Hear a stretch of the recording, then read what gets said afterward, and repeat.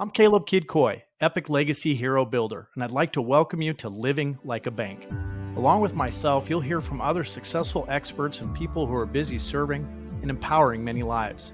You'll see how we're showing others to become debt-free in record time as they build economic discipline while generating a bulletproof family legacy revenue stream together.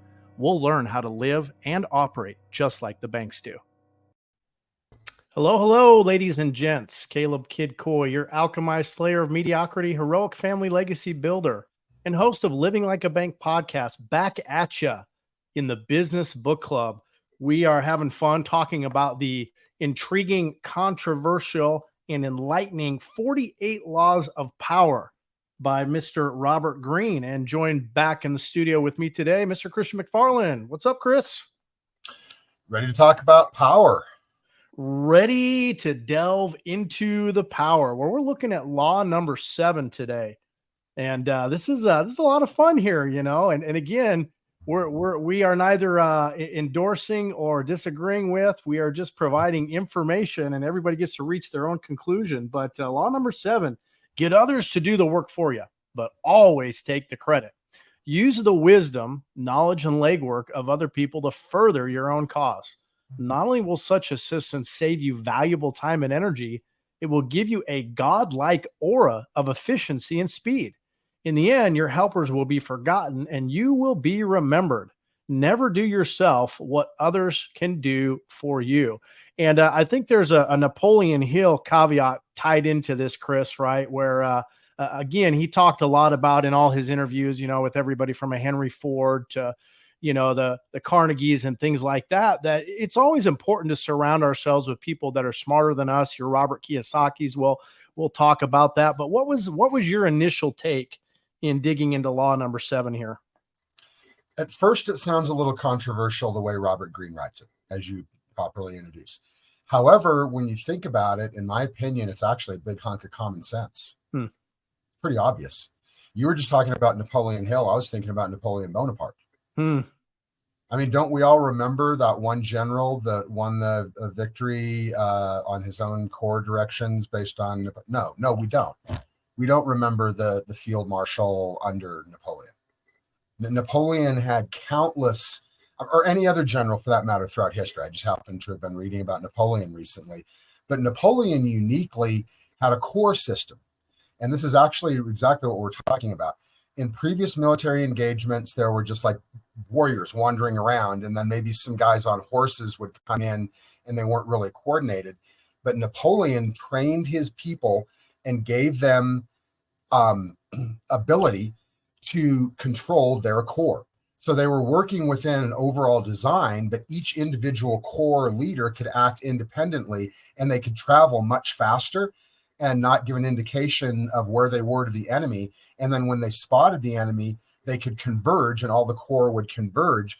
But my point is, nobody remembers any of the corps commanders. Napoleon created the system of the corps commanders. He trained the corps commanders. We remember Napoleon Bonaparte. We don't remember any of the corps commanders. Mm-hmm. And you could say the same thing for almost any business, almost any general in almost any culture throughout history. We remember the big person up top. 100%. Well, and a perfect real life example that we're all probably somewhat familiar with, right, is the story of Mr. Nikola Tesla and Thomas Edison, right? I mean, you talk about somebody really doing the majority of the work, but the other person getting all the credit. What a perfect example there. Here it is right here. Transgression and observance. In 1883, young Serbian scientist named Nikola Tesla was working for the European division of the Continental Edison Company. He was a brilliant inventor, and Charles Batchelor, a plant manager and personal friend of Thomas Edison, persuaded him he should seek his fortune in America, giving him a letter of introduction to Edison himself. So began a life of woe and tribulation that lasted until Tesla's death, and ultimately he died in poverty, not receiving the credit he was ultimately due. Kind of a sad story, isn't it, Chris? It's a super sad story, and if anybody ever needed a patent lawyer, it was Nikola Tesla. 100%. But he totally transgressed this law. He didn't get it. He let himself be victimized. There was nothing inherent that Edison had to get over on him. And by the way, that Edison quote sounds kind of controversial, but I don't think it is. What did Steve Jobs do? Did Steve Jobs invent computers? No. Nope. He improved it. He made it better. It's about bringing stuff to market, right? Yes. In every industry.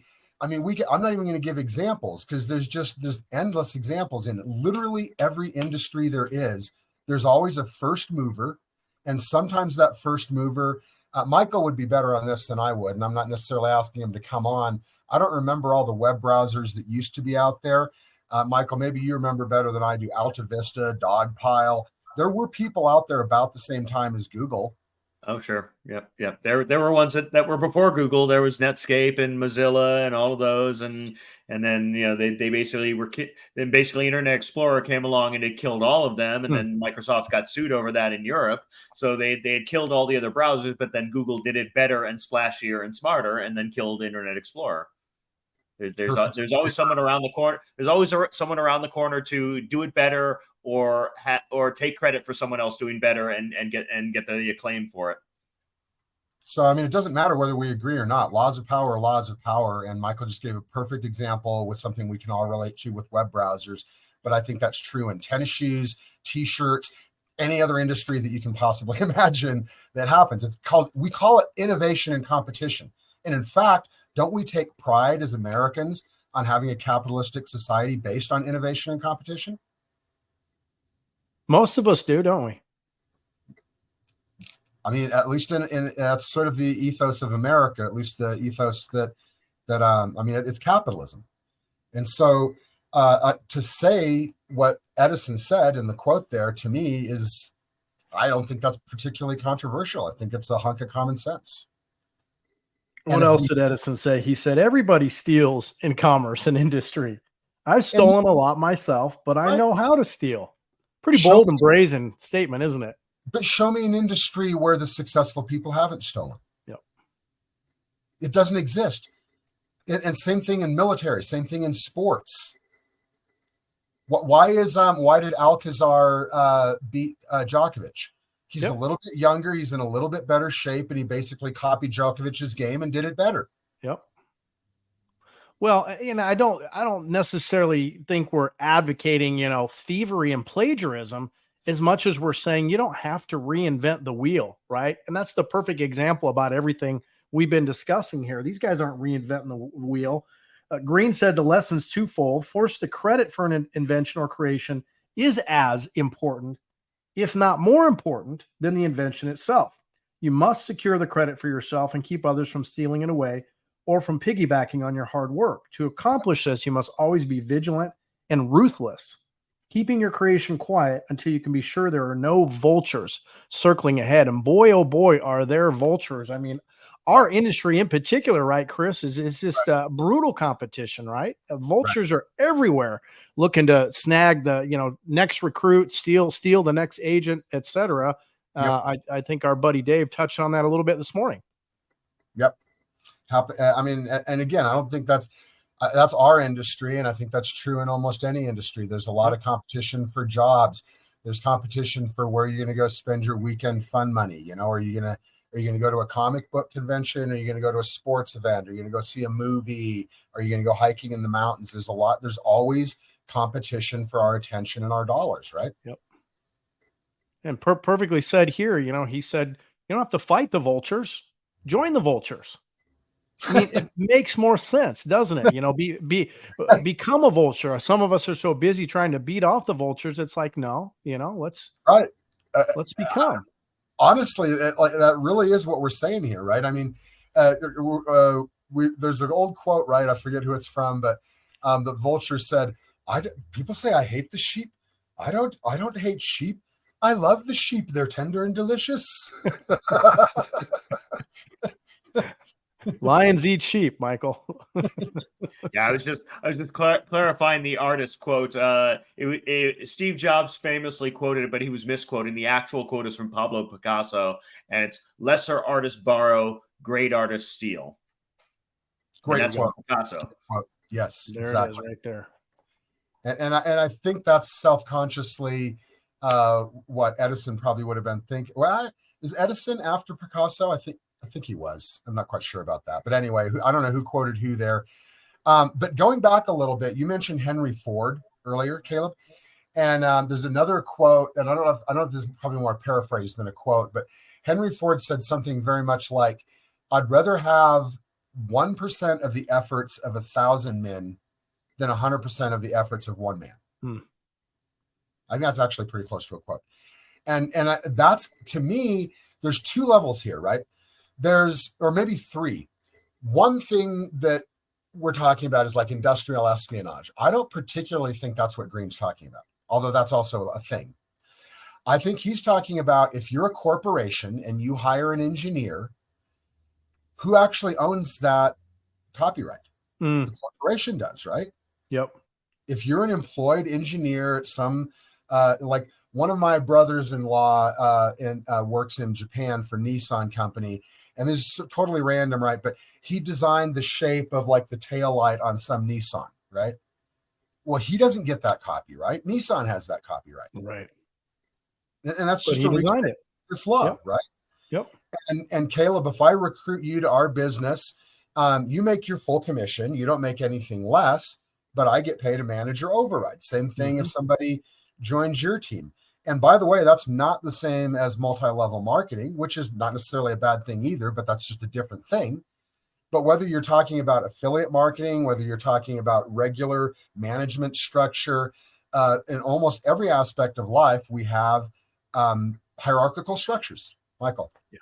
Okay, you're going to make me give the perfect pop culture example, aren't you? Yes. So in comics, when the two big companies, you've got DC and Marvel, that everyone knows that all these superheroes are the creations of DC and Marvel. Well, obviously they were created by very talented writers and artists, but all of those writers and artists were all operating under work for hire contracts. None of them owned those characters. So in terms of working for those companies, they were all contractors who had to sign contracts. All of their work were owned by the corporation. So even the most famous comic book creator, Stan Lee, who is a perfect example of this law. Stan Lee was famous for basically being the face of comics, the face of the creators of all the Marvel heroes. And a lot of the artists that he worked with, he was the writer and the editor. A lot of the artists that he worked with later in life got really angry because basically he became the face of those creations and people felt that he took credit.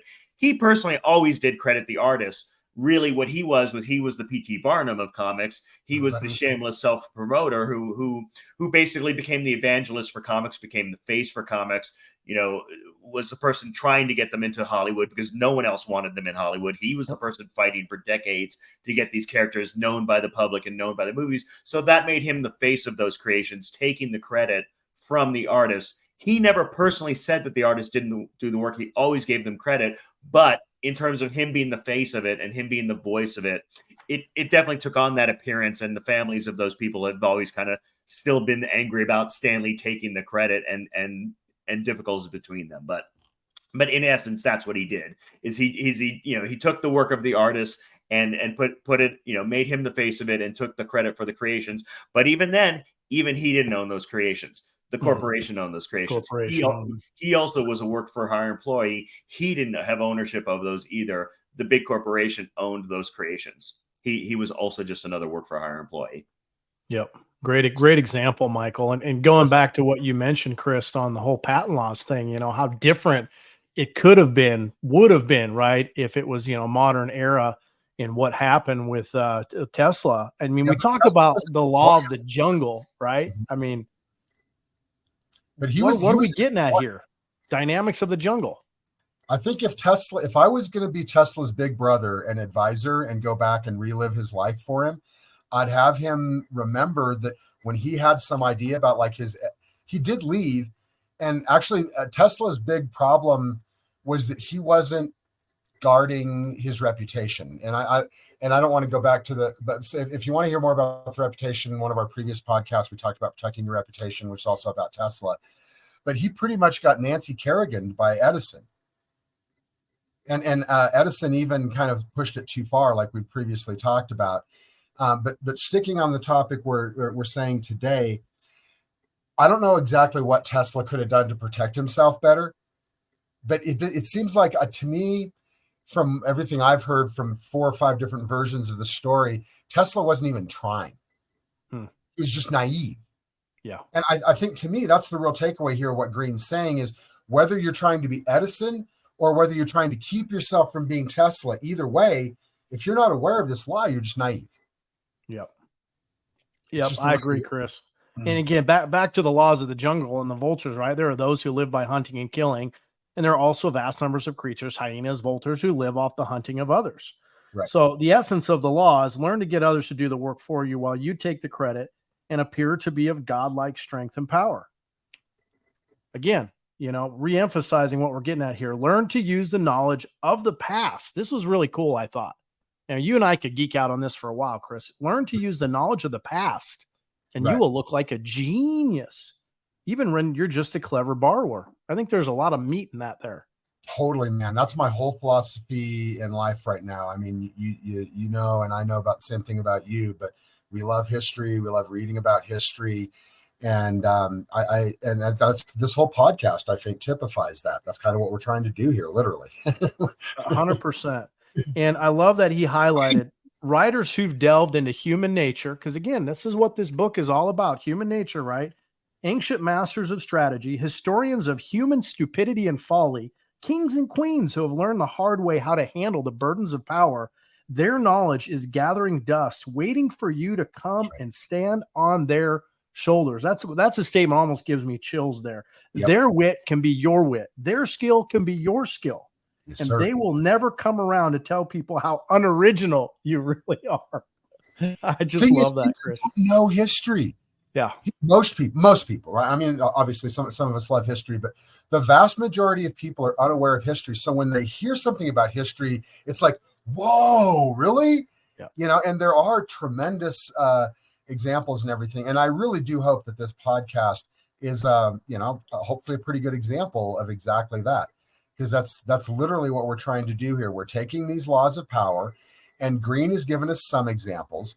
But if all we were doing is a book report on Robert Greene, that's not what we're doing here, y'all. We're talking about Greene, but we're also doing exactly what Caleb just said. We're bringing in Napoleon Hill, Napoleon Bonaparte, Steve Jobs, Stan Lee, and so forth. Right? We could talk about. We haven't talked about politics yet, right? And you could pick any political leader throughout history, okay? But the whether it's the current president or the last president or any other politician, but politics is all about this law. Sure, there's the candidate, but there's all the people out there canvassing and doing phone work and running phone banks and sending out emails and raising money and holding events and buying commercial time and all those things that go into a political organization, or for that matter, a business organization, or throughout history, military organizations. What we're talking about is organizing hierarchical principles of management. That's not so controversial. Not people so much, need is it? managers, people need plans. People need to know what to do. We got to pop in again. They don't have shrines or statues or halls of chiefs of staff. They have halls of presidents. Precisely. Even though chiefs, although they wish they did, Michael, but they don't. Right?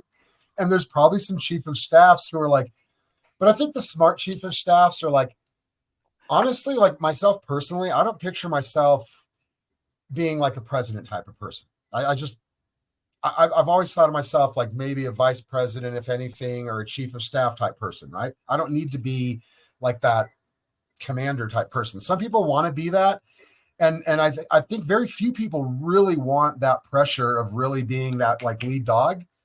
I think if it really comes down to it, most of us don't want that. Most of us are happy enough to support the big dog, right? Yep. In our own agency, Caleb, neither of us is the big dog. And we know who that is. And as a matter of fact, yesterday, I kind of messed up a little bit on one of the laws of power. Not trying to, I was just simply pointing out a fact and actually answering his question, but I made him look a little bit bad when I threw up a stat that I copied and pasted from a Google search without thinking about that was contradicting what he was saying. Did you notice he got a little pissy about that? I'm sure he did. Well, let's wrap this up with the reversal, Chris. There are times when taking credit for work that others have done is not the wise course. If your power is not firmly enough established, you will seem to be pushing people out of the limelight. To be a brilliant exploiter of talent, your position must be unshakable, or you will be accused of deception. That is the way to play the game. Thoughts on that? I immediately think of our agency, and just through personal experience, that I've empowered you as quickly as possible to go be an independent agent, even though we split a couple deals at first. I think an example of this law would be if I did it the exact opposite. If I tried to force you to keep doing splits with me or something like that. If I was trying to gaslight you to keep doing that or something, right? I think that would be an example of that. And I'm sure there's examples in other industries as well, but that's just what I think of with what we do. Love it. Well, that is law number 7, guys. Get others to do the work for you, but always take the credit. And as always, go to livinglikeabank.com, subscribe to the YouTube channel, and sharing really is caring. So share the podcast with some friends, family members, associates, relatives, whatever, anybody you feel like would benefit from the insights and feedback that we share in this podcast. And we appreciate all for joining, and we'll see you again here soon. Thanks for tuning into the show. Please be sure you subscribe on YouTube or the podcast on anchor.fm and follow me on social media at Metalpreneur. If you're ready to talk about building your own bank, use the QR code or go to rebrand.ly/buildabank. Be sure and join us for the next broadcast, as together we learn to live and operate just like the banks do.